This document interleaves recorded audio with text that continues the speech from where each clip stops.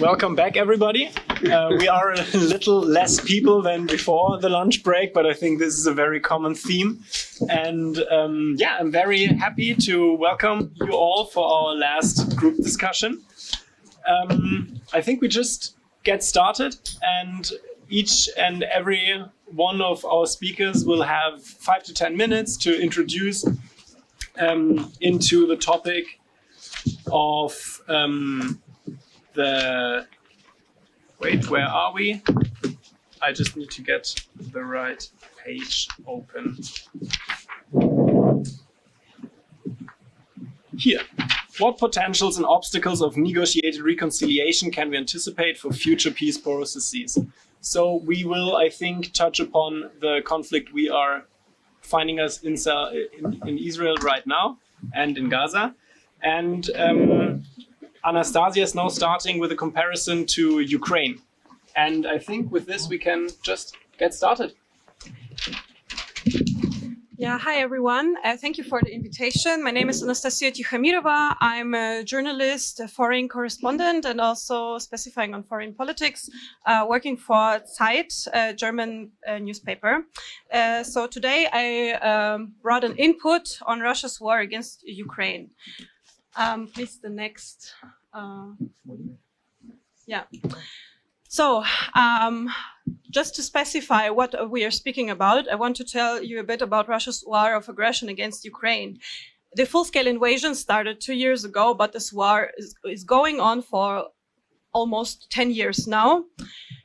We have a huge power disbalance between Russia and Ukraine. And also, there was never a threat from Ukrainians towards Russians, while it is the other way around. It is the case.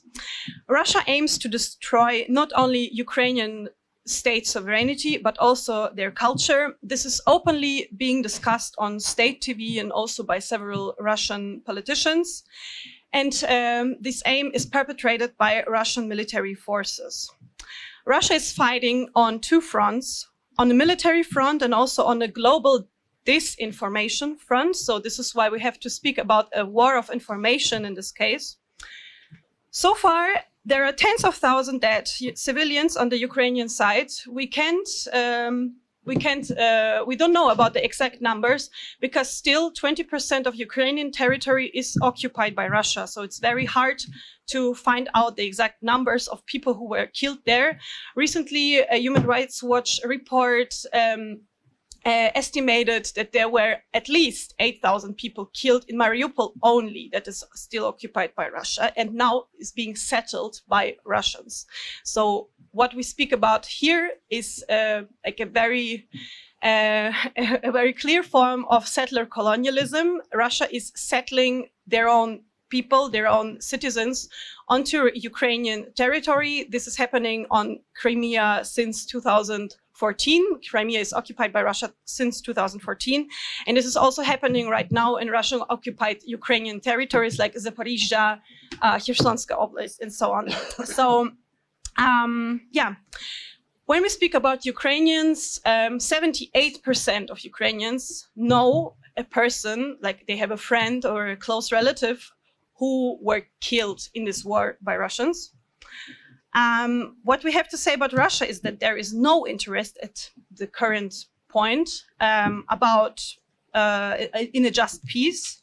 Yet there were several fair peace proposals from the Ukrainian leaders and society in recent years. Right now, there is a discussion going on if the war that Russia is perpetrating against Ukraine is a genocide. It's getting way less attention than the genocide case against Israel. But yeah, actually, many genocide scholars anticipating that some of the crimes perpetrated by Russian soldiers or by the Russian government against Ukraine can be seen as genocidal. For example, the deportation of Ukrainian children to Russia and taking away their Ukrainian identity. In this war, for sure, not only Russia and Ukraine are involved, but also other geopolitical powers. For example, we have the involvement of the US on the Ukrainian side and the Islamic Republic of Iran on the Russian side, because Iran is supplying Russia with weapons, as USA and also EU are doing on Ukrainian side. Also, the BRICS states are involved, and Turkey more as negotiation like partners, states who try to build up negotiations between Russia and Ukraine. Next, please. What we can observe right now in the West is that there are a growing number of calls towards Ukraine to surrender. Because many parties in the West think, especially it's many left-wing and right-wing parties, they think that this war can't be won. But polls that were done in Ukraine, they show that even without any Western support, almost 60% of Ukrainians are ready to continue fighting against Russia and Russian occupation. With Western support, this number is much higher. What we also have to say is that dictators like Vladimir Putin are not interested in compromises. They see compromises as a sign of weakness, and the strategy that was done by Europe towards Russia, like change through trade, it failed for sure. It was only trade, actually. It's not what was not change.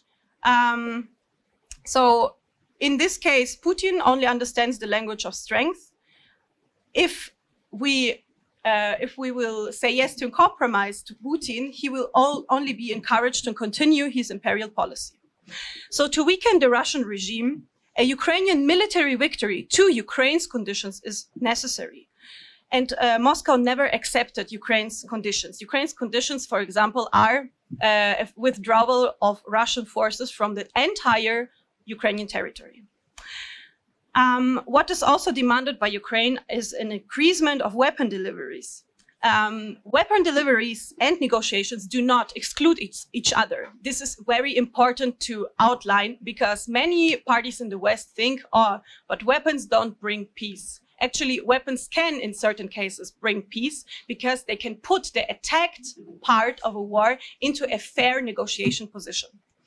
So yeah, peace negotiations and weapon deliveries do not exclude each other. Also, weapons for Ukraine do not mean that Ukraine will attack citizens, like civilians in Russia, but it means that Ukraine will be able to protect herself from Russian missiles that are raining down on Ukrainian territory day by day and killing people and civilians day by day. So for sure, this war will end with negotiations at some point, but only when Moscow listens, because it has to listen, because it will be put in a position where it has to listen. If we speak about negotiations right now, it should be clear that it would not bring peace, but it will be only bringing more war and occupation for Ukraine, and also attack European security.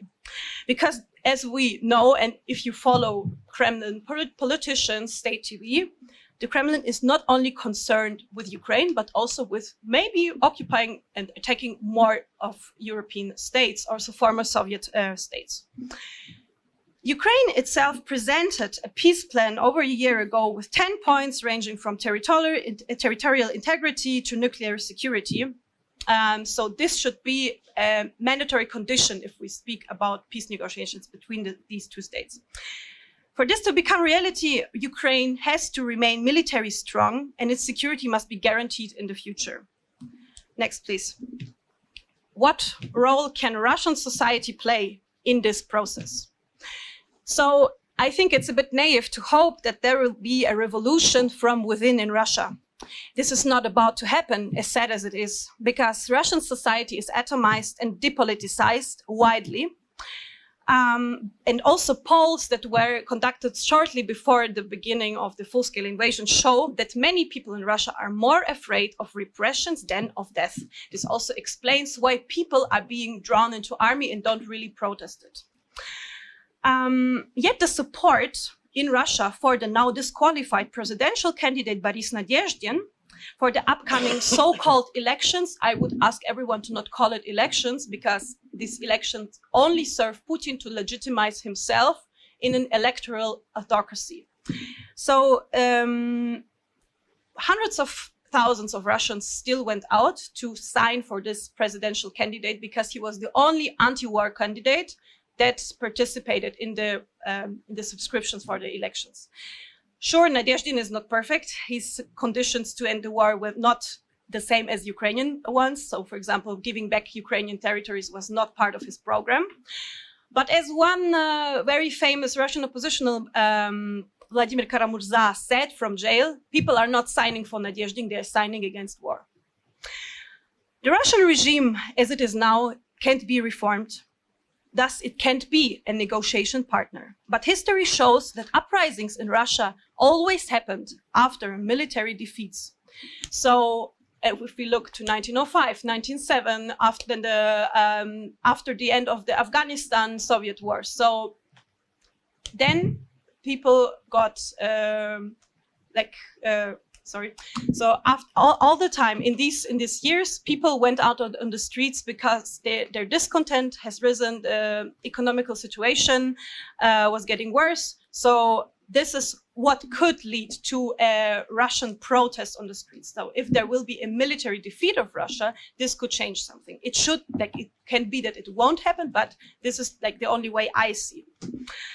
For sure, there are polls in Russia that show that there is huge support for the military invasion of Ukraine. Like recently, there was a poll conducted where 70% of Russians are supporting the invasion. Usually, these polls are conducted by state organizations or by Levada, and there is a lot of criticism against these institutions because they don't tell how many people really participated in these polls. And recently, what I heard by a Russian activist, she told me that it's only 5 to 7%, and I checked this number, of Russians who participate in these polls voluntarily. So if you participate voluntarily, you for sure will say, yeah, sure, I support this war. So it doesn't really give us a true picture about what is happening and what is this sentiment in the Russian society. Also, to conduct polls in dictatorships, I mean, it's important, but it shouldn't be the only source we are using.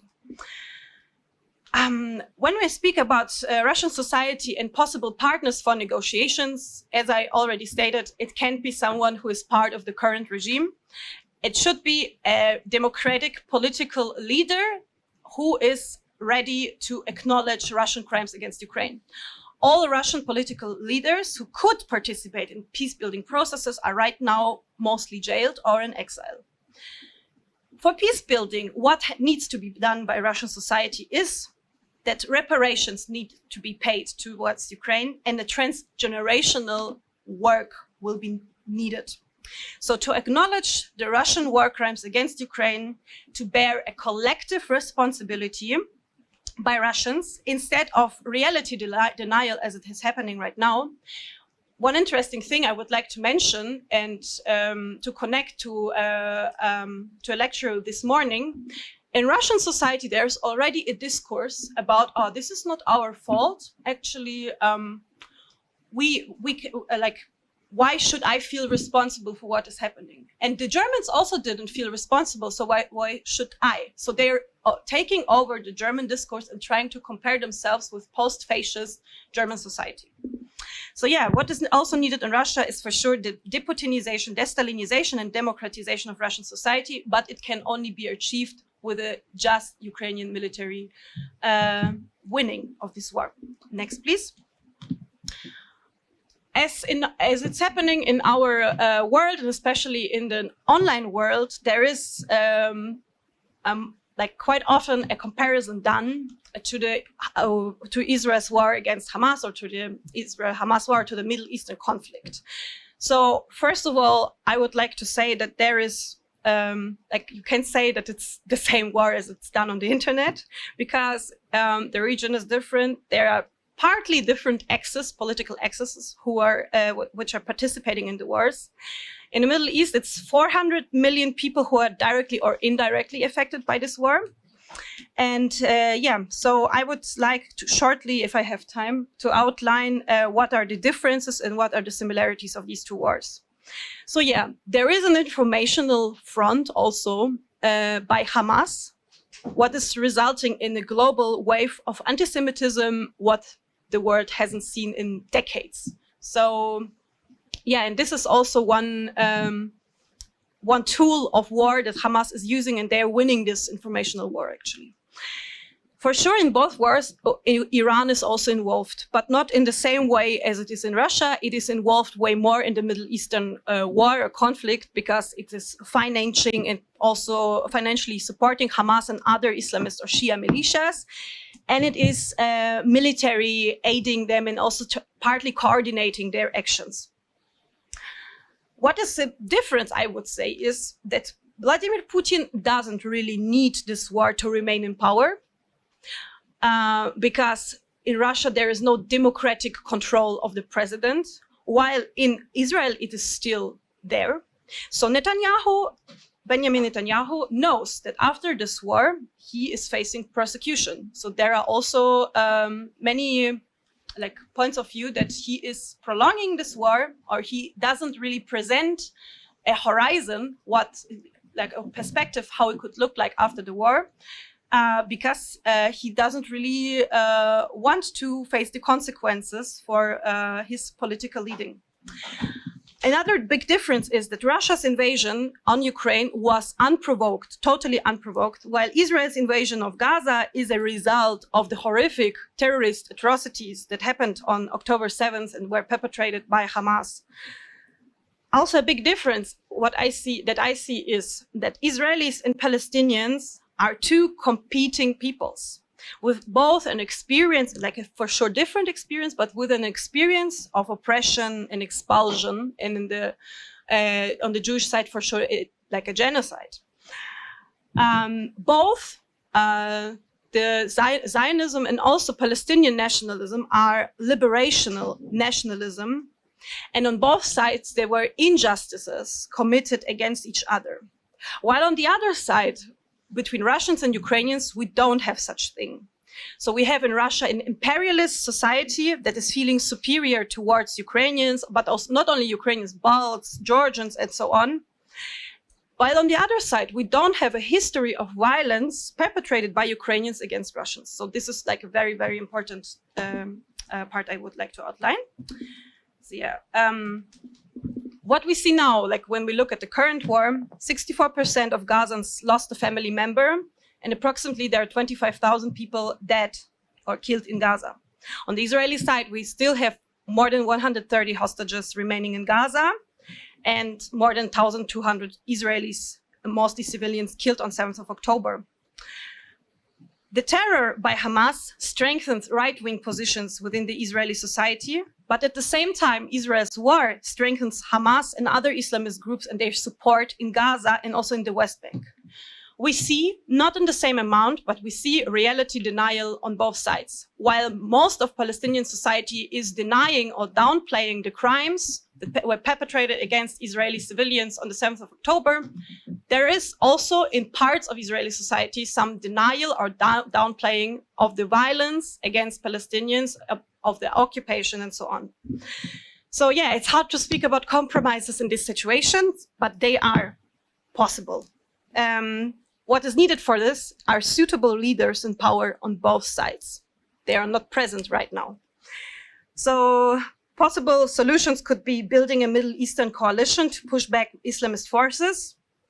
It is only possible with a legitimate, incredible Palestinian partner who renounces violence and can govern Gaza and West Bank. Right now, a horizon after the war is lacking. Arabic states should be taken into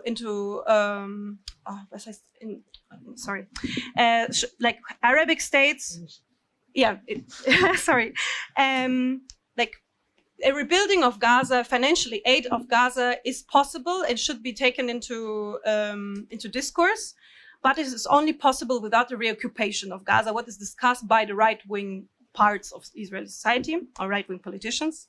Yeah, and what is also needed is an acknowledgement of crimes of both sides, starting with Holocaust, with Nakba, Farhud, and the expulsions of Jews from the Middle East, but also expulsions of Palestinians from Israeli territory, occupation, terror attacks, settler violence, 7th of October wars on Gaza.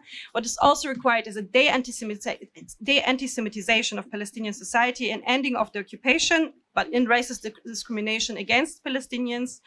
And like a solution that is discussed by many Middle Eastern experts is a confederation of two states, like not a two-state solution, but a confederation of two states. I come to my last, to the last part. So what we have to say in total, there is a nuclear threat in the world since Russia's war against Ukraine. The Russian war against Ukraine and the war in the Middle East, there is for sure a danger that it develops into a bigger war, when also US and other world powers can take part in it. So I would say, like, not very drastically, but next world war is not impossible, let's say it like this. So world leaders have to participate in negotiated reconciliation and the secure of self-determination, and they have to secure the self-determination of Ukrainians, Palestinians, and Israelis. I don't name Russians here because their self-determination is not endangered.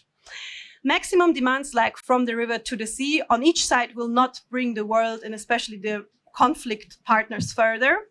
Occupied territories must be given back in both conflicts. Also, an aspect that is discussed widely is that more females should participate in peace-building processes. What we can say about Russia, that like polls that are conducted in Russian society show that 20 to 25% more women than men are interested in a just peace to Ukrainian conditions. So this is why it's important that also female partners are considered as negotiation partners. For sure, compromises are hard to imagine in the current situation. The mistrust is big, the fear and also the hatred are great on both sides. But without the vision, there can be no rapprochement. Without rapprochement, there will be only more violence and escalation in the entire region. Thank you.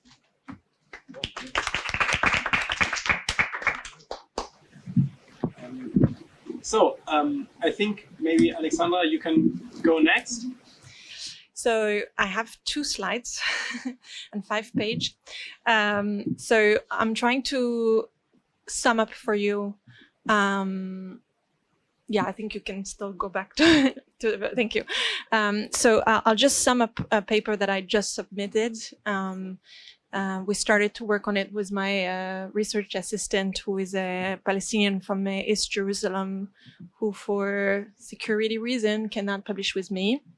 And I'm dedicating this paper to him so that, you know, in the near future we can publish together and it would be safe doing this. And I wish this from the bottom of my heart.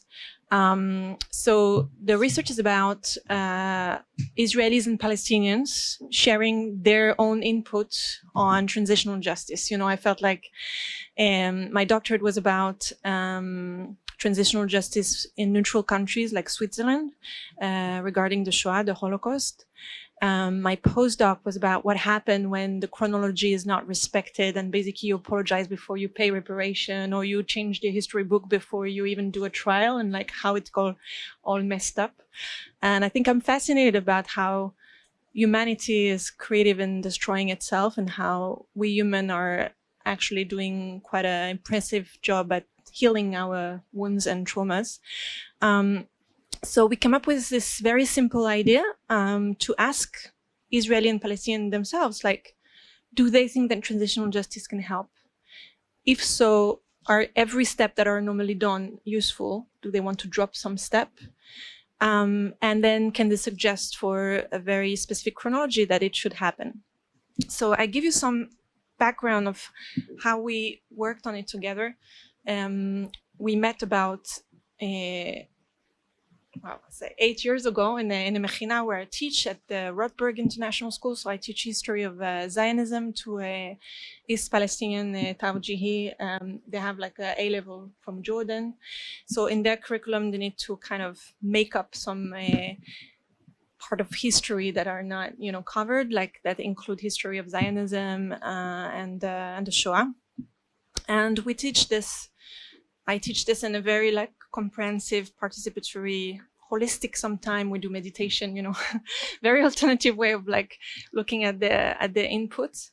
And I found this student back after 5 years taking my MA class on transitional justice at the journalism department. So the class is really, I think it's an amazing journey. It was 14 sessions where we cover every human rights violation possible, every type, every color, every nuance, everywhere. We end up with one session about the conflict, but this is not our focal. But there's something absolutely tremendously important that in the classroom I have Israelis and Palestinians who sit together, who study about the apartheid, about Rwanda, about the Shoah, like that, and we unpack everything and we talk about it. And this going through like revisiting world trauma together.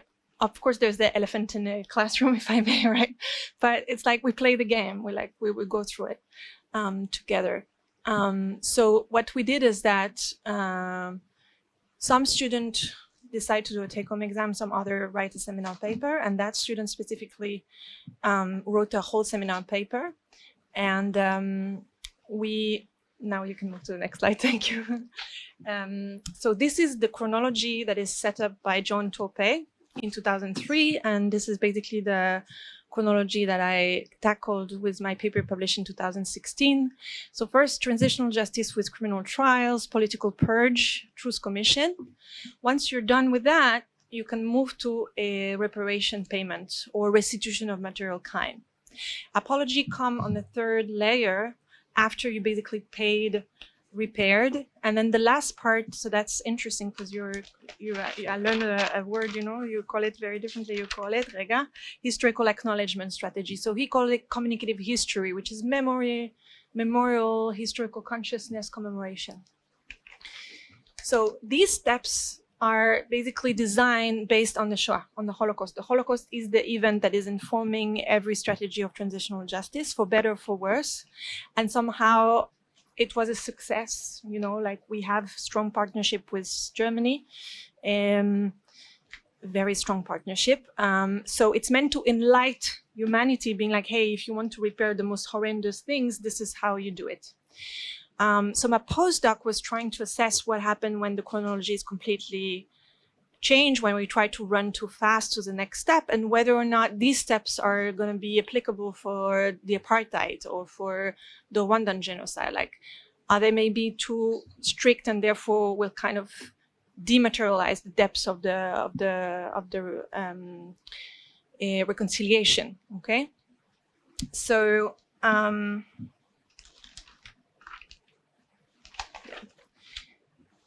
So what we did is like this. First of all, we had about 60 people who answered, and I didn't bring you the whole, but you can ask for the paper, no problem.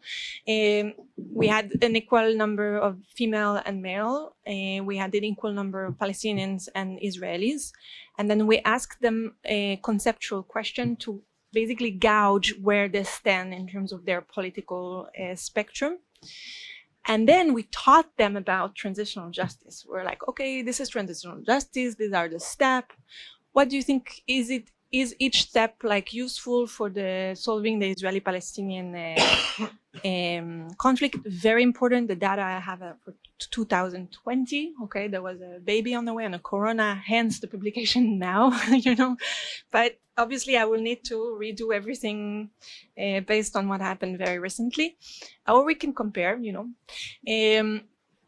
So then we ask them a few questions. First of all, do you think this is relevant? Yes, no. Everyone said yes. Everyone said, oh, thank God. Okay, we have like a way out. We have like something that is different than just talking about things the way, political negotiation. Second of all, do you want these steps to happen, each of these steps? Do you think they're relevant, or do you want to toss some? Do you want no reparation payment or no apology? And they all agreed, we want all these steps. These steps needs to stay. Of course, they disagreed on the order. Okay, so now you can move to the next slide. I will explain. Okay. Oh, I wrote some stuff. So the survey was revealed in 2020. Various communication platform, WhatsApp, email, Instagram, Facebook Messenger. So there is definitely a huge value of conducting the survey in Arabic and like having a Palestinian actually doing the survey, because you cannot access, it's very different if I reach out or if he reached out. Out of 60 people, 51 answered like from beginning to the end, which is a very high amount, a high percentage of success. We didn't target any age or specific group. We just stick to, are you defining yourself as an Israeli or a Palestinian? And we got some surprise, of course, you know, it's like never binary, but you can move to the next slide. Okay, so this is the age range, Palestinian Israelis, male, female. This is the occupation, like student, employed, unemployed, and the employed category, because I don't have my glasses, so I can't. So we had journalist, communication, telecommunication, receptionist, clerk, librarian, salesman, medicine, freelance, minister of justice, faculty advisor, merchant marketing. It was very broad, like it was very diverse and very broad. 44 defined themselves as Palestinian, 50% as Israelis, and we had 6%. So we have Polish, Danish, Israeli citizen from a Palestinian descendant. So that's something that, you know, we learn about in the next step, not to offer either or like something a bit more complicated in the middle. So this section basically, as I said, you know, we introduced them to all the concept. We taught them like very succinctly, but like tachles, you know, bottom line, what is this about? And we asked them their own knowledge and their own perception of the conflict. So that's very unique in terms that we ask for their intuition. There's something different about what do you know is going to solve the conflict and what do you feel is going to solve the conflict.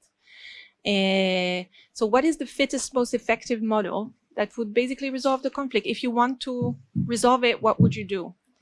And also they're given the option of like not using any of this step. And they also, of course, can say that this is not going to work. So you can move to the next step. So these are the results. So now I don't want to sound like, you know, super enthusiastic, but you know what? I am. Because the results show that both Israeli and Palestinian agree that we need to start with a trial. Either a trial or a truce commission, but something along the lines of having, you know, perpetrators and victims that encounter, that the narrative is heard, that there is some kind of prosecution.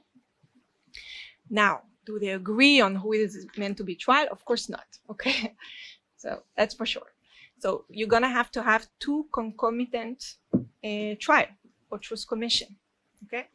For Israelis, I didn't plan to go so much in detail how much longer I have. So for the Israelis, they want every act of terror to be judged, like from the creation of the State of Israel, of course, during the Intifada, the first and the second one. Obviously, October 7th will have to be in the deal, of course. I mean, I didn't ask them at that time, but you know, that would be part of the, is this idea of like, perpetrator of terrorist act should be judged and acknowledge, maybe ask for forgiveness for their action, and so on and so forth. The Palestinian side wanted a truce commission and trial of a perpetrator for the Nakba that they did label as ethnic cleansing. Like they used the word, they didn't use the word genocide. You know, you have 4 crimes for the transitional justice. So, I mean, we all know this, but you know, war crime, crime against humanity, ethnic cleansing, and genocide. So they believe that it would be fair to call upon a truce commission for ethnic cleansing regarding the Nakba. Okay, so this is the point we agree. Okay, now I'm going to revise what the Palestinian want in ecology and what the Israeli, and some explanation why it's different. For the Palestinian, after the trial and truce commission, they want right away an apology. And that goes very much with what all you presented about the sulha, which is like the mediation, being like, okay, now that I know everything about the story, I want you to apologize for it. Like I want you in the midst of like knowing, acknowledging, feeling that this apology will be anchored into the full acknowledgement and the full feeling, like you feeling sorry at that moment would be the most genuine possible. After you've done that, I want you to change the history book. Okay, I want you to teach about the Nakba in the school, in the Israeli school. And once you've done all this, only then I can receive your reparation payment. Like money is kind of out of the way until you showed me that this money is real. It's like very anchored into the reality. Okay, for the Israelis, it's very different.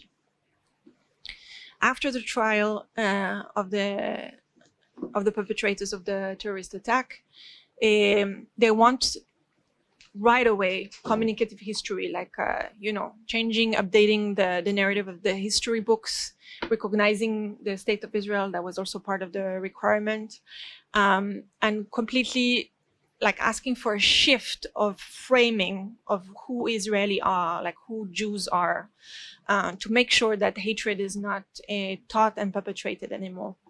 Only by doing this, you show me I can trust you enough, and therefore you can pay me reparation. Once you pay me reparation, we kind of unlock our power struggle. Therefore, you can apologize to me, and I will accept this apology. Okay. So this is under peer review now at the Oxford Journal of Transitional Justice. It's a note from the field because I felt like a real urge to get it out.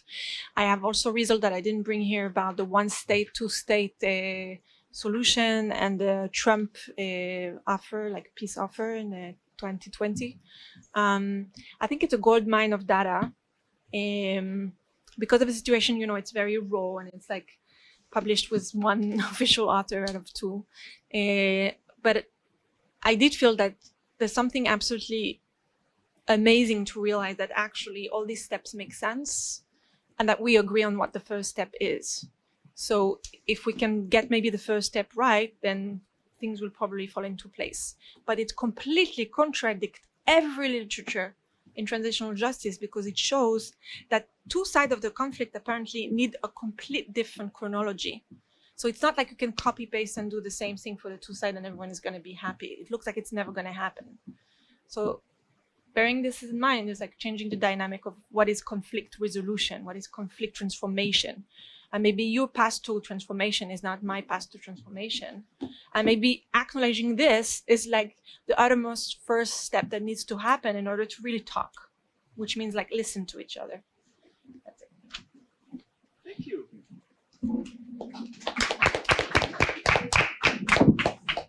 Those were national surveys?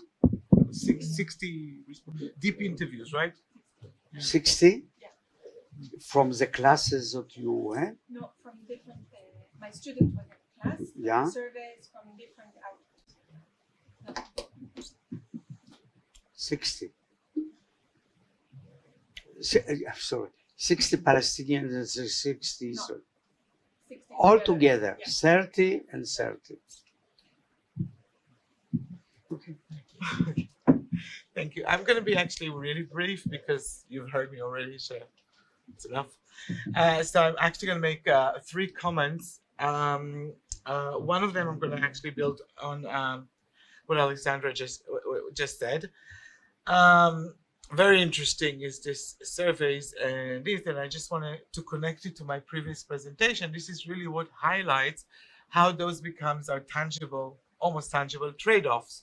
Because if you go from the assumption that both sides don't have the same needs, what Scott Atran calls same sacred values, so you can actually negotiate on those sacred values in a different way, and you can have multiple new avenues of trade-offs that emerge from the different priorities that each side is highlighting for themselves. So so that's one thing to connect to that.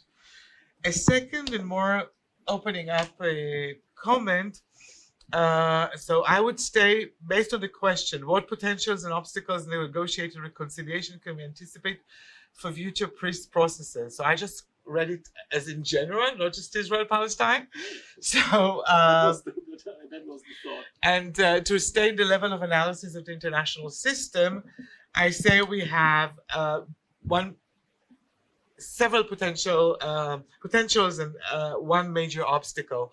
And the potential is what I defined earlier as the international normative environment, those international human rights norms. So my study about norms suggests that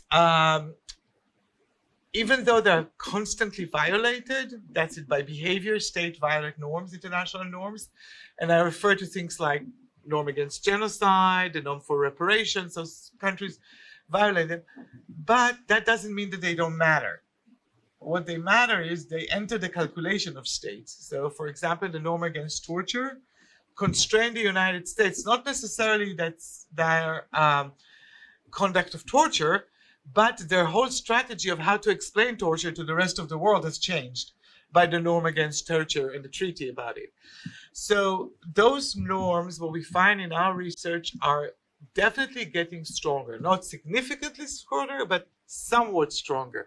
And what does that mean? It means that they get growingly institutionalized within international organizations and non-governmental organizations, and they are being supported by all those institutions. And these are the institutions that facilitate peace processes around the world. These are all the third-party negotiators.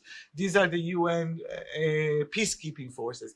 All those institutional bodies hold onto those norms or operate within those governing norms. And therefore, they inform peace processes and they provide their input to that. So that's one source of potential. So we're going to see that entering. The main obstacle, and again, I'm going to use the language of norms, though it is not strictly a norm, but scholars who study the spread of authoritarian populism in the last few years, in the last decade, study it as a spread of international norm because it has similar mechanisms. Countries learn from each other. You see a network of entrepreneurs which spread ideas about popular authoritarian populism. So one of the things that this spread in practice is highlighting, they're actually undermining a lot of international norms that I just mentioned as potentials. So they reject them either openly or implicitly, and they sometimes fight against them. So that could be an obstacle if this further spread of authoritarian populism continue for enough longer time. I mean, we've seen in many countries be reversed. Poland somewhat reversed it recently. Even in Hungary, there's some pushbacks recently. So you see some places that the movement is not a clear trajectory to authoritarian populism, but we cannot deny that there is a new thing that is going at the international level. So that could be an obstacle if it stays, if that's the pattern that stays in the longer term. And so that was my second comment. My third comment, and this is more about Israel-Palestine. So to relate it to my previous presentation, so I definitely advocated an agenda of using historical acknowledgement strategies in a negotiation. But one of the main assumptions was that these are going to be bilateral negotiation to end the conflict. I'm not sure that that's what is happening now, because at the moment it seems that there is an agenda for external solution being pushed for a two-state solution for the ending the Israel-Palestine war. I'm not saying this one is better than the other. I'm just saying that by the two-state solution being the advance of the US and the Arab states agenda, in some sort of way, paradoxically undermines the idea of negotiation, bilateral negotiation by the two sides, because it already predetermines the outcome of the two-state solution, which is not necessarily what some of the participants in the bilateral negotiation would have wanted to negotiate. So I'm not saying that one over the other. I'm just saying that creates a little bit of, in my opinion, influx and problematic path, even in this opportunity for negotiation, which is pushed by Biden and the Arab states, as we have been reported today, that they're going to present a plan. So that's it. Thank you. Daniel? do you want to, like, shall I just ask you some of the questions that we prepared, or do you You want know, to just do it yourself? I understood differently my presentation because I go to this page and I thought that it will be a panel where question will be asked. So yeah, I will be willing, very happily, to answer your questions. So if you wrote the question, so Actually, before we didn't really know how long the different people are talking, so I think now we moved into a direction of having presentations and shorter discussion. But this is fine. We're adapting, but these questions are. So what I wanted to ask you, you wrote this open letter in October regarding the war. yeah, you got it. I got it through other people. I didn't got it directly, but yes, I read it. I read it, Nice. and it is interestingly without directly speaking about acknowledgement. You are acknowledging things. You are talking about what needs to be said when we're talking about one thing. We need to talk about the other thing. We need to address the elephant in the room.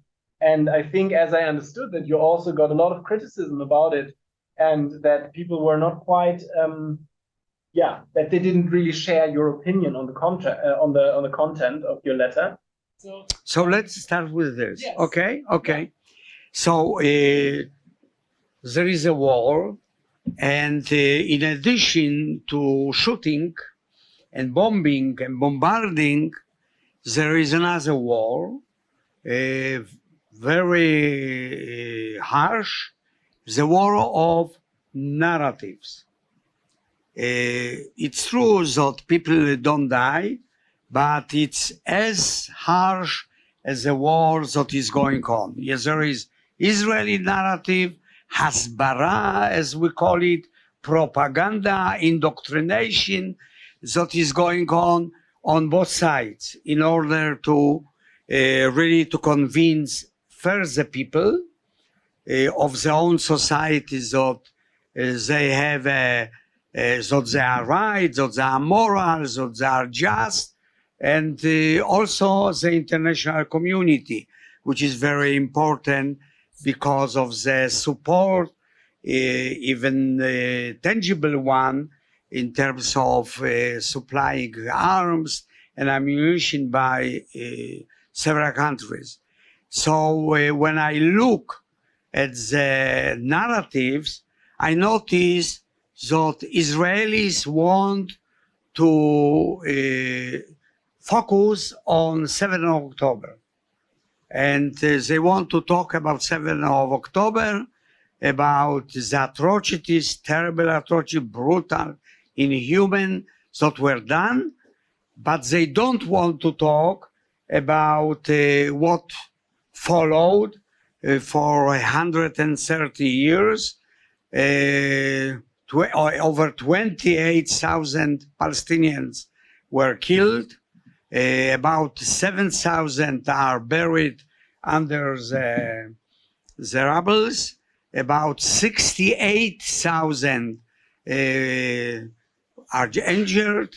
And, you know, Gaza is flattened, more or less, really. So you don't see television almost. You don't know, people don't talk about it. And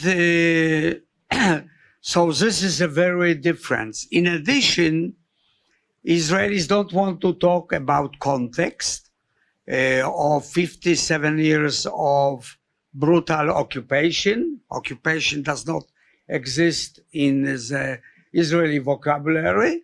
But it exists among the almost 180 whatever countries, states exist.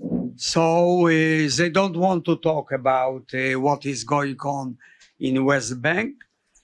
And Palestinians don't want to talk, as I said, about the 7th of October. What did happen? They deny what is going on. We see the polls, as you noted. So it's about 78% of Palestinians talk about that it's correct. There is interesting difference between the West Bank and between Gaza Strip. Gaza Strip, 57% of Palestinians says that it's correct. In the contrast, about 87% of Israelis said that what followed, which means bombing, bombarding, etc., is justified. And the numbers are in different polls really very questionable in ways that the Israelis don't want that wounded people will be treated in Israeli hospitals. They want Gaza to be flattened, etc., etc. So what we see here that there is a major shift in both societies. Both societies adhere very much to the what I call narrative supporting the conflict or ethos of conflict, collective memory, selective one, biased, erroneous, each one in different way. So this is more or less the first question. We can go to the second one. So, to have a comment on this, because I just thought of what Anastasia said about the war on information, the war on media, and she was stating that Hamas is winning this war. And it's interesting to see how inside of Israel, this is something that I perceive from different parts of Israeli society. You see different parts of perception of what is actually going on in international media and in Israeli media. For instance, usually leftist Israelis are saying that the Israeli media is just saying this or that, and that internationally everybody else is, for instance, like in Germany, everybody's just Palestinian or whatever. But the strategy of Israeli media seems to be to influence Israelis of what happens in Israel, which is something that it doesn't have a lot of repercussion outside of Israel. So just this. But what I wanted to go to is also to bring in, like, what would you propose? We talked a lot about leadership and that leadership has to change. Okay, of course, like with Netanyahu, and it's very unlikely to think about some kind of peace talks. But as we also have heard, it is some kind of not really on the table without of mediation from outside. So what do you think about that? Look, both nations are terribly traumatized, which means anger, hatred, humiliation, etc., etc. And both live in deep trauma. Palestinians see the steps that are going on in Gaza as continuation of Nakba. And when you look at the numbers, it is. When you see 1.9 million Palestinians were evacuated versus 750,000 in the independence war, 1948 war. And I was interested to see how many Palestinians were killed in 1948 war. Guess. No. 12,000 people. And today we have about 35,000 people. So it really reminds of Palestinians of Nakba that is going on. On the other hand, it is not Holocaust. When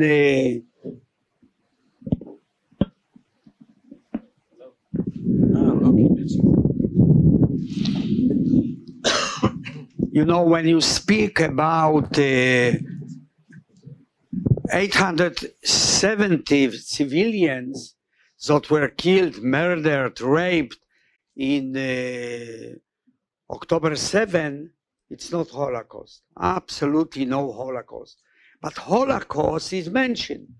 And I see that the right, whenever talks about Palestinians, adds the word Nazis, Palestinian Nazis, which means that it wants to remind the Israeli public that the Palestinians, in very generous way, that all of them are Nazis, which is a way of dehumanization, which is a kind of psychological permit to kill Palestinians. You know, all the conflicts, intractable conflicts, use delegitimization. Hutu call Tutsi cockroaches. When we talk about Russians, Russians call Ukrainian Nazis, right?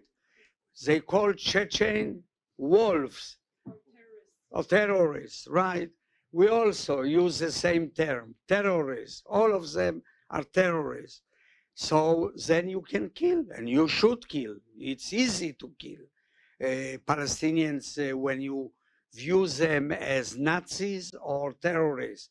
Palestinians view Israelis as colonialists, imperialists, occupiers, which also is a kind of psychological permit to kill them, to murder them, as we see the settlers, which are actually occupiers on the land.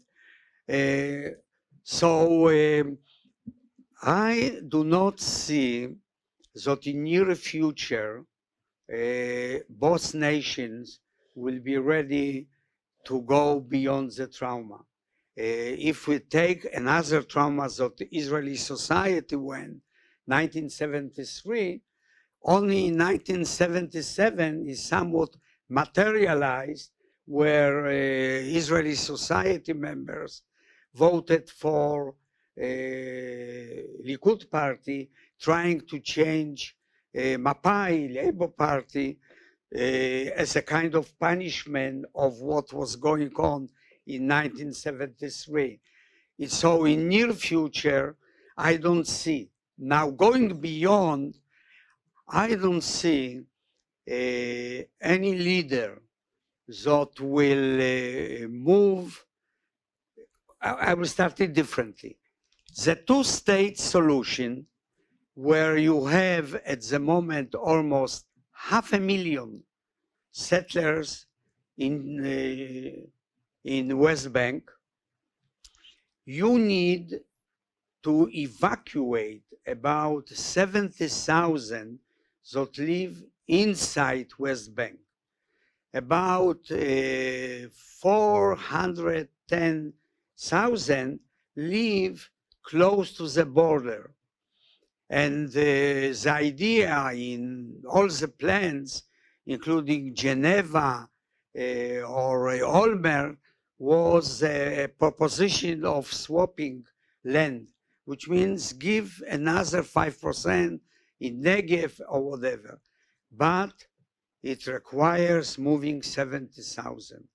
We see today their action, again, what is going on with regard to moving 5,000 in the disengagement that Sharon carried, that most of the rightist people see it as terrible mistake that was. So to move 70,000 Israelis, it's not the goal. We mentioned the goal. The goal solves the conflict by, in Evian 1962, by leaving 1.5 million Frenchmen in Algeria without compensation, without defending, providing security, and the 1.5 million Frenchmen who believe deeply in the heart that Algeria is French had to move back to France. And Israeli society, as the last point, is moving more to the right. So before the war, about 65% of the Israeli Jewish society were rightist, about 50% leftist, and the rest centrist. Today, after the war, or during the war as we see it, the proportion changed. So today, I estimate, Boaz, if you know the numbers, stay and help me, I think that about 80% of the Israeli Jewish population are on the right side. Yes? I think it's around 65 to 70, and then there's something like 25 that are like centrist, and then like 10 to 15 that are like 70%. So it's by voting? By voting? no. Self-identification? Surveys. No, surveys. So when 70%, 70, 75, whatever percent are rightist, I don't expect that something, a miracle will come as we really would like the fall of Berlin Wall suddenly or whatever. I believe that Gantz, I believe that Netanyahu will go. Eventually, in a year or 2 years, he will go, because on this matter, Israeli society is very united. So Netanyahu has to go.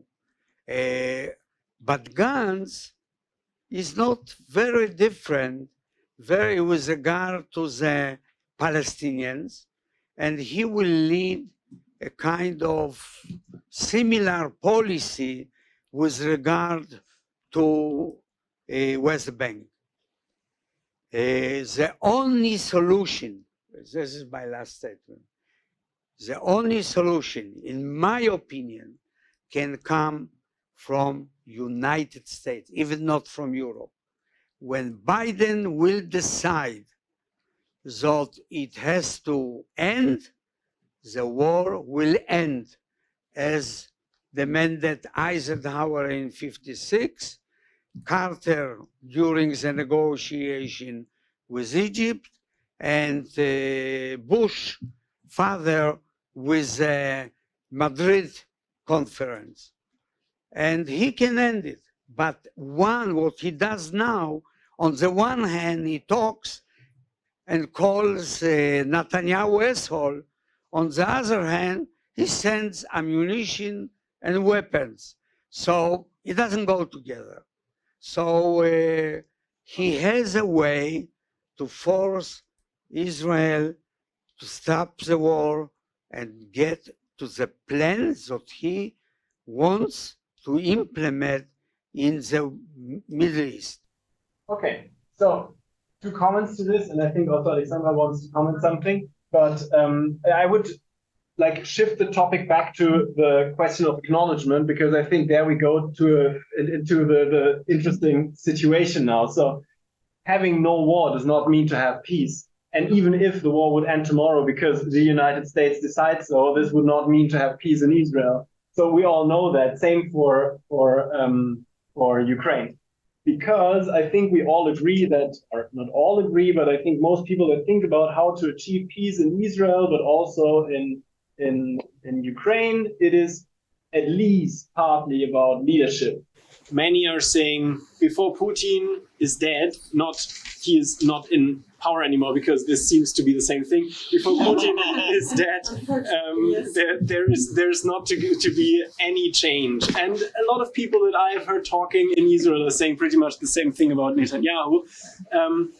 the question is therefore like what to do. We've been talking about truth commissions. We've been talking about acknowledgement. There is one bilateral truth commission that I know about. It was in between Indonesia and Timor-Leste, and nothing came out at the end. But this is not the point, because we could imagine that something like that would happen. But in order to have this, which would be a means to build up trust, maybe to start negotiations, you need a certain level of trust to start a truth commission. You're not starting the truth commission with somebody that is not regarded as at least a counterpart for negotiation. So where do we start? Like, where is the point? And I think maybe there I would also like to hear your opinion, Alexandra, because you had this very interesting paper to, what did your participants, for instance, say to that? I think it's like the chicken and egg thing. Like, we can't have truth commission until we don't trust each other enough, but we cannot trust each other enough until we have a truth commission. So the second part of the paper is talking about pre-transitional justice. It's a concept from Yoav Kapchuk from the Galilea College. I didn't quote him here, but I quoted him in a paper. And he's saying that it's every grassroots initiative despite any stuckness politically, okay? So in Jerusalem, there are absolutely fantastic things happening, like really fantastic things happening on the ground. There are religious leaders that are building grassroots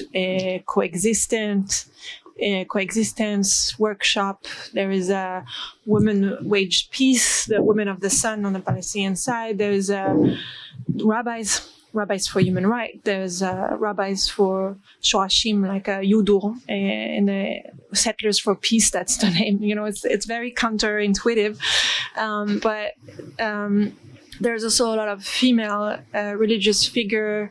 There's a lot of like modern Orthodox Beit Midrash, where basically they learn like how to do interfaith, like with Christian, Muslim, and Jews. I myself built up a Beit Midrash for human rights, where we basically study the Jewish core text about human rights and human rights abuse, and what the Torah teaches about what to do with reconciliation and, for example, slavery with Egypt. And then we have speakers, Palestinian speakers and Israeli speakers that come to comment about what do they do on the ground. So I want to walk away from despair, because otherwise, we can just all jump and we're done. But we can't. We can't afford to lose hope. So focus on the light that already existed before, and try to channel that existing light, because otherwise it will extinguish. And we are very creative in coping. We have a huge resilience pattern, like we have it in the DNA, like mamash on both sides.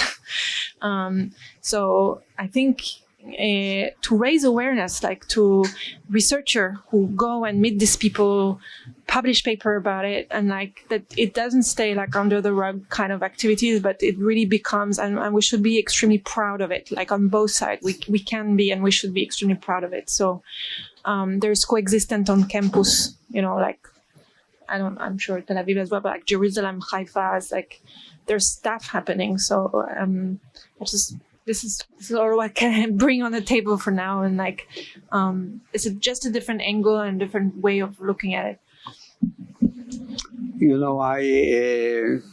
With regard, I am following the activities of the peace camp, but I believe that what is taking place on the ground, like yesterday, they announced building new neighborhoods in East Jerusalem, is much stronger. So it's true, it's important. The zigs of these activities, but when you look what is going on from 2000, it's really meaningless. So there are NGOs who follow, who fight, Forum, שוברים שתיקה, בצלם, מוקד, etc. ברעמים, גישה, etc. But when I see what they do, it's really in contrast to the creeping annexation, to the vandalism, pogroms that are going on in West Bank. It's really very small signs that must be kept, but they don't help. So we need something that will come and, will put an end to what is going on. The settlements growing, the pogroms that are going, and we see some signs, as you know, with the United States and France now proclaiming some of the settlers sanctions, and we'll see what is going on. But it requires absolutely stronger forces that will say their word.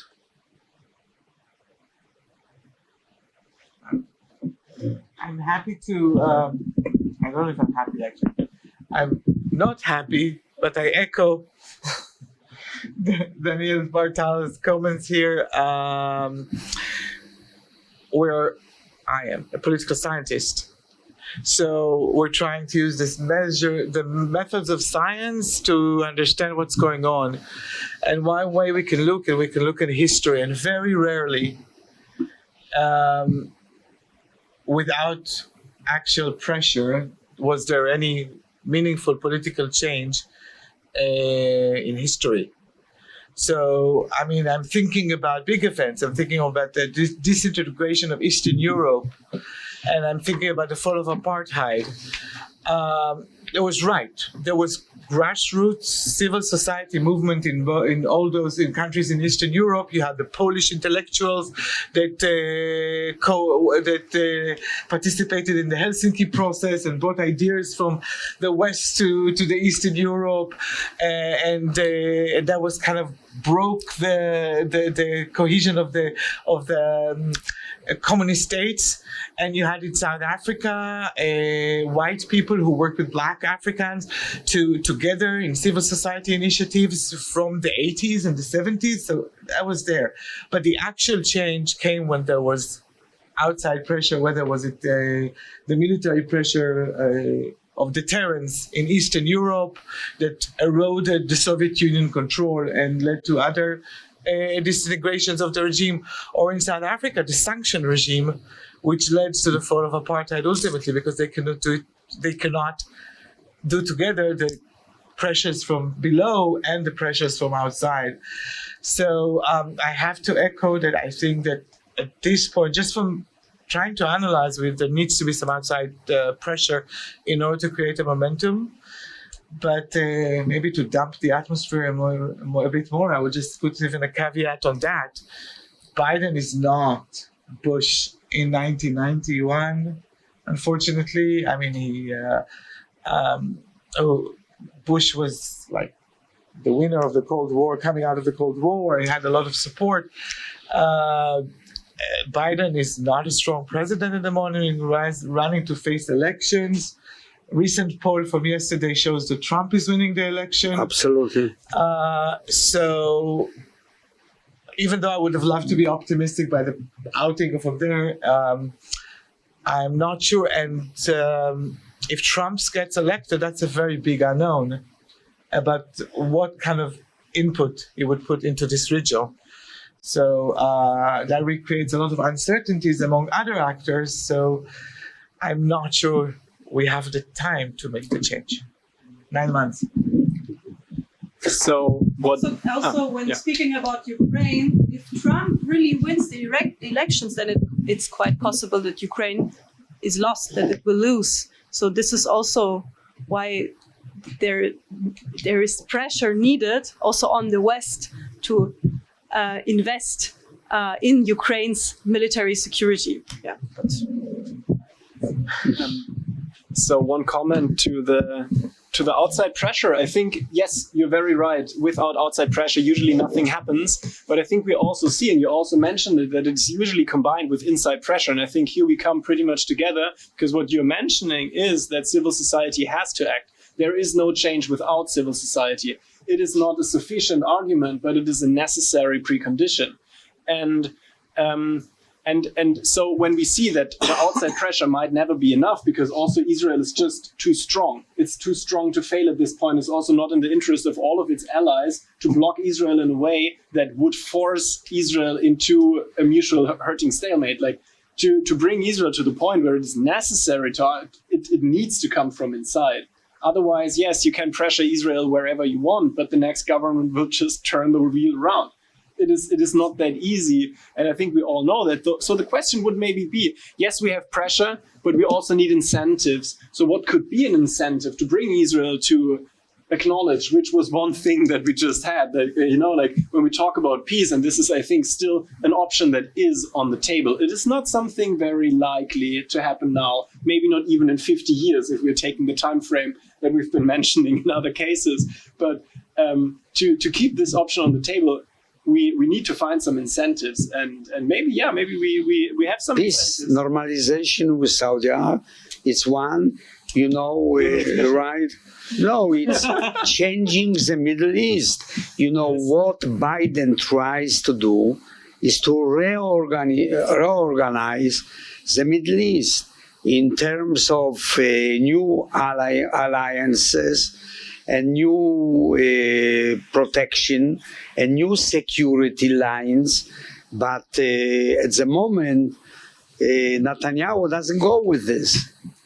Yes, this is exactly what I wanted to offer. Like that the combination when we're saying that acknowledgement can be merged with some kind of other incentives. It might be some kind of more Abraham Accords. If you normalize with anybody else, it might be worthwhile to have the payment you need to have inside of your own country, whether it is backlash or also financial losses. This still means that we have a lot of problems, like 70,000 settlers that will not go away. And we know that. It's just not happening.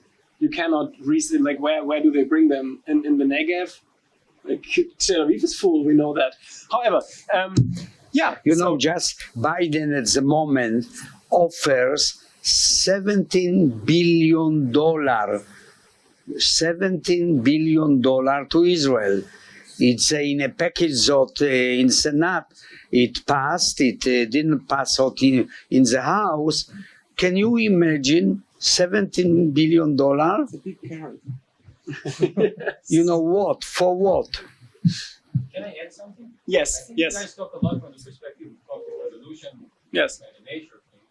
But it's also, as the Israeli-Palestinian conflict now, it's really about how long can you sustain the conflict. I mean, is Israel able?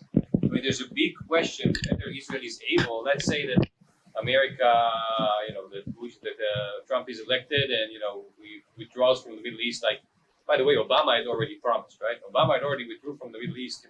What was it? 15 years ago. It never happened. Okay, never happened with Obama. Never happened with Trump. Never happened with Biden. But let's say Trump does do it if he's reelected in 2024. Okay, Israel, at least it seems right now, is unable to fight on multiple fronts, okay? And it is certainly unable to fight with Iran and with all of the Iranian proxies, okay? So at the same time. So it's having a difficult time. It's successful militarily in Gaza, but it's having a difficult time, and this is the weakest of the enemy. So it's just an interesting question. Also, assuming that there is some some rational decision making. Maybe the way things are going to unfold is not through conflict resolution, but through the fact that sustaining the conflict is impossible. Okay, that Israel is unable. If Israel does not join any of the frameworks, the Biden option or the normalization option or any of those, right? What is the alternative? Fighting is not really. I mean, you can say that maybe fighting is an option when Israel was the strongest. By orders of magnitude stronger than its enemies.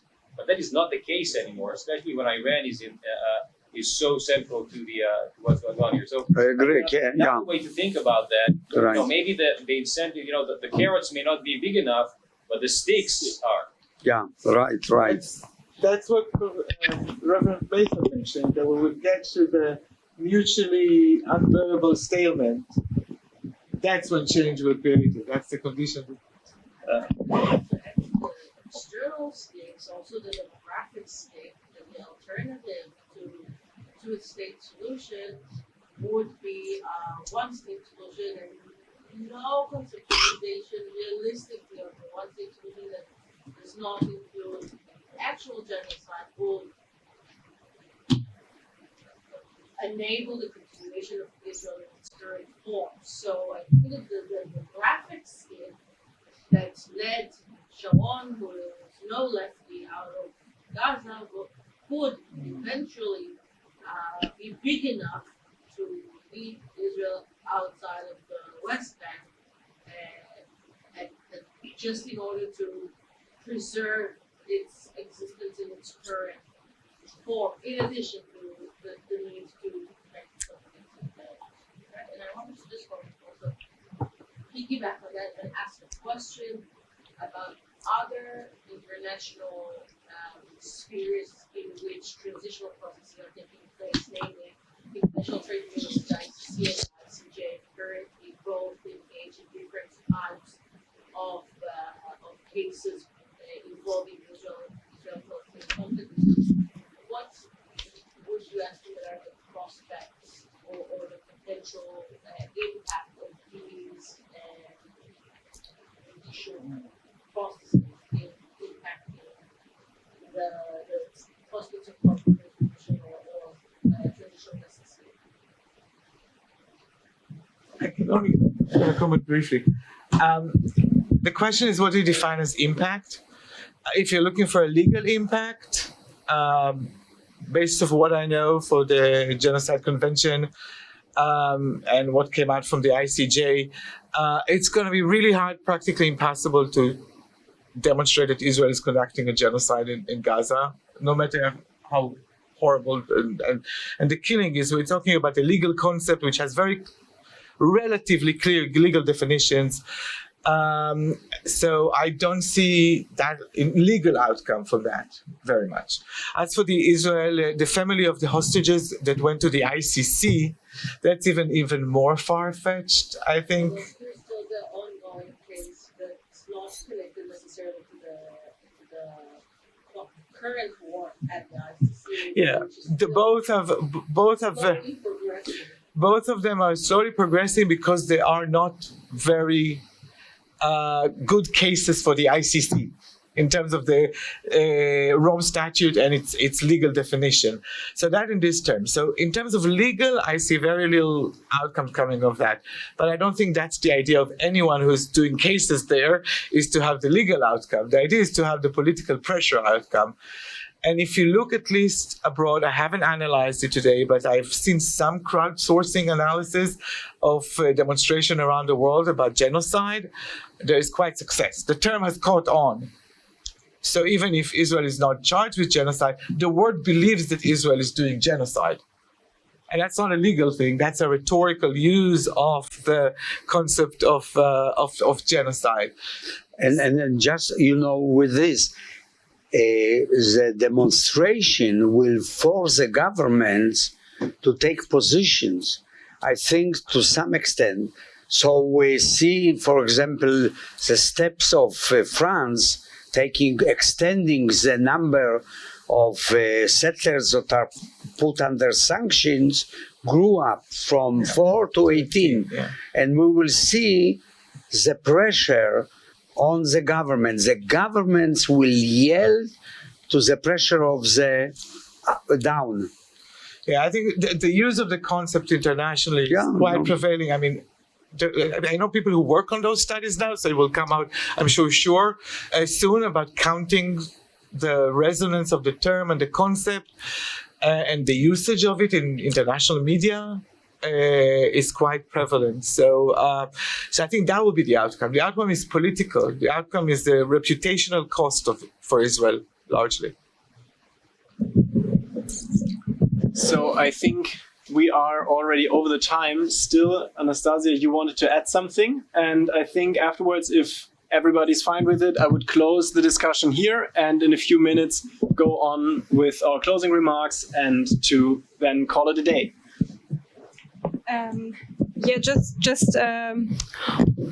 Like one point I wanted to make that I mentioned before. So I would not only count on the US for solving the conflict is an euphemism, but for participating in peace negotiations. But also there are other Muslim states that are interested in fighting back the Muslim Brotherhood, Islamic forces. So to engage in collaboration towards peace negotiations with UAE or with Egypt, for example. But for this, it is needed that there will be also a Palestinian partner to participate. So this is what I wanted to add, and also that like many experts on this field say that two-state solution is dead. But what is presented instead is a two-state confederation that will not require necessarily to move away, for example, settlers from the West Bank. But at the same time, also Palestinians won't have to move away. For sure, to achieve this, the de-radicalization of both groups will be needed.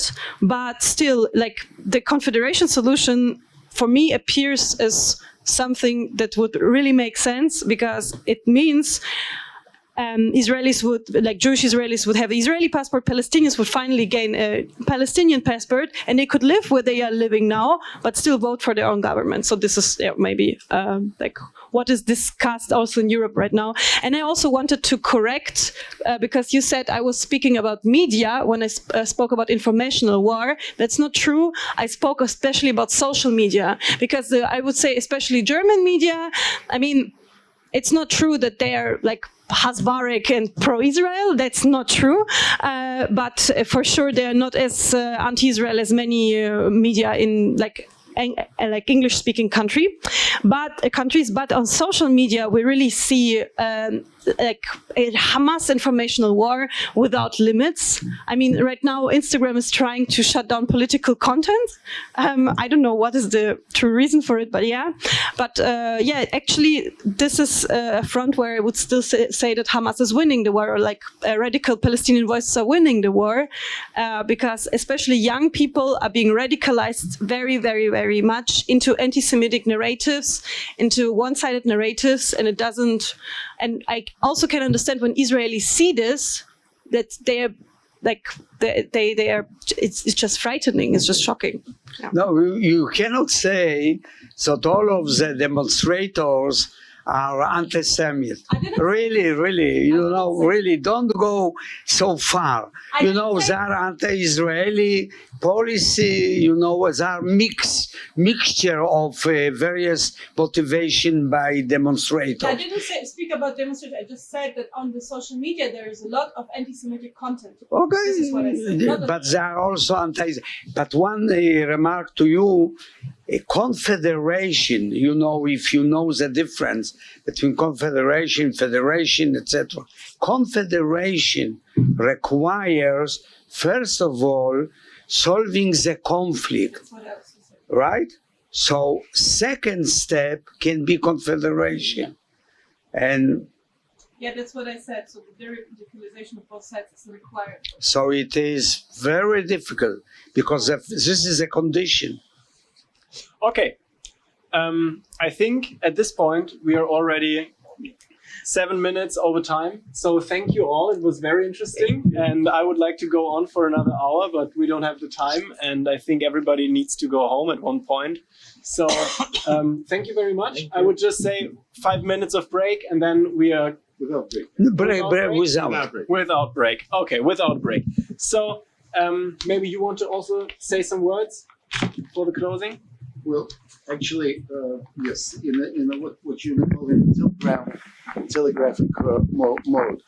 I think we had extraordinary speakers today, very professional, and since it's extraordinary is the fact that since they are professional, it was interesting, I think, for them to hear what other professionals said. I think it was fruitful for people who deal with this situation on a regular, who are researchers full time and deal with these issues on a daily level.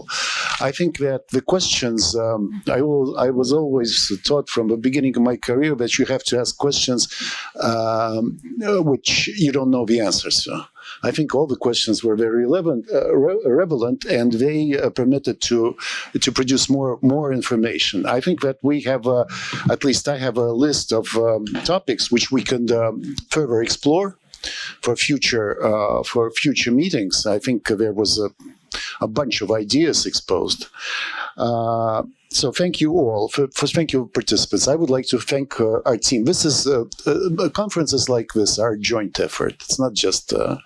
So I would like to say thank you to the IT team who were with us starting from yesterday. We're checking the equipment, and this is our first conference with Max in this building, in this room.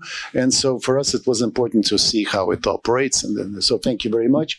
I would like special thanks to Eilert Fishman, who is sitting there in the corner. She was absolutely, from day one, and we started preparing this conference not yesterday, but some time ago. And she was with us from day one, and she gave us the necessary assistance and support. Another man who is not present in this room, but some of you know him very well, is Corey Jill Schuster, and he's also worked with us on a daily basis with this conference. I said that with Max, we debated the topic of his conference, and we debated several topics. We chose this one, and this was also influenced mostly by Max, who is a professional researcher in this field. So this is his territory, and I think that all of you appreciated how he led the discussion, he was in your topics which you study yourself. I'm very glad to see Daniel here, because we talked with Daniel some time ago. Daniel was kind of reluctant to come because he's not very optimistic, which he expressed actually during his talk here. But I would like to refer to what Gary said. I mean, what else do we have to do? I mean, the alternative is what? Continue killing each other. He said, I think, referring to Northern Ireland. I mean, okay, it looks challenging, but of course, we're as human beings are not we don't have this destiny to continue this, right? We seek life, not extinction. So thank you very much. Max, you want? No? Yeah, I would just maybe add some words. So also thank you, Dmitry. It was great working together with you, and Ayelet, thank you. Thank you everybody else that was involved, and also thanks to all of the speakers online. They're, I think, all gone in the meantime. I don't see them, so if for instance, Sabine, you're still here, thank you very much. Also to everybody that came here, and especially thank you, Michal, thank you, Anastasia, for coming here from Germany and from the US. I really appreciate you being here. This is not easy times, and it is a lot of commitment, and I think we see that maybe bridging geographical divides can also mean to try to bridge also ideological, even though I think we're all trying to have conflict resolution. We are on the same page with a lot of things, but to try to broaden the discourse, to try to talk about things, to try to find new solutions, to talk about viable ways to facilitate peace, or even to start a process of facilitating peace. So I think what we've heard, and just to sum these things a little bit up, is that reconciliation is maybe a very big goal, and that a more modest approach to maybe have some kind of normalization, to have some kind of opening channels of communication is already a lot of success. And if we're going back to the very beginning of this conference, if we're looking at Ben-Gurion and Adenauer, they did not think about reconciliation. They did not think about normalization. They thought about very basic interests. And I think the very fact that me, as a German, organizing a conference on reconciliation in Israel, you also coming here from abroad, it means a lot. And I think this can also give us some hope for the future, And yes, I think we don't need to sum up the whole conference, but it was very interesting. We had a lot of different topics. We've been touching upon a lot of different aspects of conflict resolution, of acknowledgement, of apologies. And I think we can go forward from this point. We are planning more conferences here. We will keep you updated. We hope you keep in touch with us for future collaboration, but also for online content. We are thinking about uploading these different presentations, but also discussion on YouTube and also on our homepage. We will keep you posted regarding this. And yeah, we are very glad to be here with all of you, and thank you very much. And from my side, that is also it. And have a good evening. And yes, thank you. Thank you.